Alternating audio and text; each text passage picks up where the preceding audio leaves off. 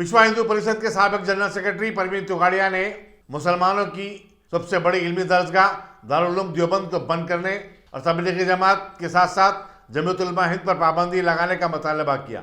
Media से बातचीत करते उन्होंने कहा कि तालिबान दारुल उलूम देवबंद के नजरिए की पैदावार है और तबलीगी जमात से वो काफी मरूम है। उनका कहना था कि पाकिस्तान के तबलीगी मदरसों से 1 करोड़ मुसलमान तालिबान बने और हिंदुस्तान में ऐसे मदरसों से 7 करोड़ अफराद फारग तहसील हुए। चुनाचे मुल्क को इनसे सबसे ज्यादा खतरा दरपेश है। आतंकवादियों को ट्रेनिंग सस्ता देंगे, कश्मीर में आतंकवाद बढ़ सकता है।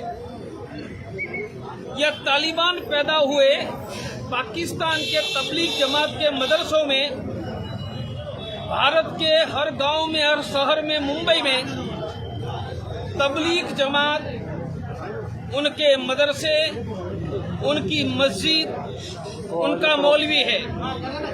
पाकिस्तान में तबलीग जमात के 1 करोड़ से कम लोग थे, उन्होंने 75,000 तालिबान पैदा किए। भारत में 7 करोड़ तबलीगी है, तो भारत का तालिबानीकरण का खतरा ज्यादा है। भारत सरकार को तालिबानों का विचार का केंद्र, आइडियोलॉजी का दारुल उलूम देवबंद, तबलीग जमात और जमायते उलेमाए हिंद तीनों पर तत्काल प्रतिबंध लगाना चाहिए। बस आप कुछ नहीं।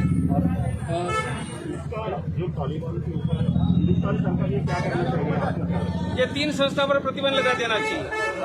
दारुल उलूम देवबंद, तबलीग जमात, जमायते उलेमाए हिंद, उनकी सभी मस्जिद मदरसे बंद करवा देना चाहिए और उसके सभी मौलवियों को गिरफ्तार करके जेल में भेज देना चाहिए, वरना भारत का तालिबानीकरण आतंकवादी घटना से भारत बच नहीं पाएगा। तालिबान ने वहाँ से रिलेशन की इच्छा जताई है, वो कह रहे कि हाँ, आतंकवादियों से रिलेशन रखने का जिनको शौक है वो शौक पूरा करे। यहाँ तक कि फ्रांस ने ऐसे नाइजीरिया के मुसलमानों को शरण दिया था, उनकी दूसरी तीसरी पीढ़ी फ्रांस के पुलिस का गला काट रही है। जिनको यह शौक है वो अपना गला कटवाए, हम तो नहीं कटवाएंगे। तोगाड़िया जी, नरेंद्र मोदी जी देश के पंतप्रधान हैं, आपको विश्वास है इस स्थिति में वे पूरा नहीं होने देंगे? हमें तो दृढ़ विश्वास है, हमारे बड़े भाई नरेंद्र भाई दारुल उलूम देवबंद, तबलीग जमात और जमायते उलेमाए हिंद, उनकी मस्जिद मदरसों पर तुरंत प्रतिबंध लगा देंगे। हमारा दृढ़ विश्वास नरेंद्र भाई पूरा करें। जिस तरह से महाराष्ट्र की स्थिति देखी जा रही है, आप यहाँ पे आए हुए हो, यहाँ की स्थिति बीजेपी वर्सेस अभी शिवसेना, जो दोनों हिंदुत्ववाद के मुद्दे पे एक जगह थे, अभी वो अलग हुए हैं, क्या कहेंगे स्थिति के बारे में? अरे मेरे भाई, बीजेपी शिवसेना वाला एक दूसरे के विरुद्ध बोलकर एक दूसरे का पब्लिसिटी का मार्केटिंग कर रहे हैं और पूरी दुनिया में, भारत में शिवसेना और भाजपा का नाम बड़ा करने का काम दोनों कर रहे हैं।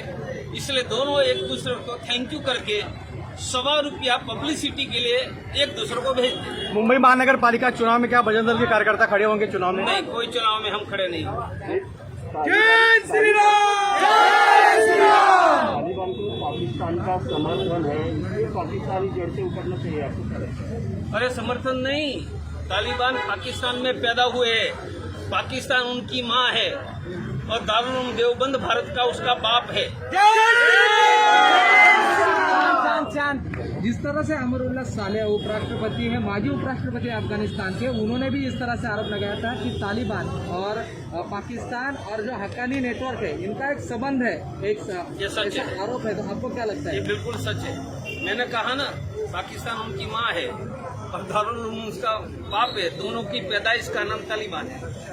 किस तरह से अभी मतलब देश को अभी किस तरह से इस पूरे सुरक्षा के बारे में काम करना चाहिए, ऐसा आपको लग रहा है? एक ही रास्ता है, दारुल उलूम देवबंद, तबलीग जमात, जमायते उलेमाए हिंद, उनकी सभी मस्जिद मदरसे और मौलवी सब पर प्रतिबंध लगाया जाए। एक ही रास्ता है, वह करोगे तो भारत का तालिबानीकरण रुकेगा।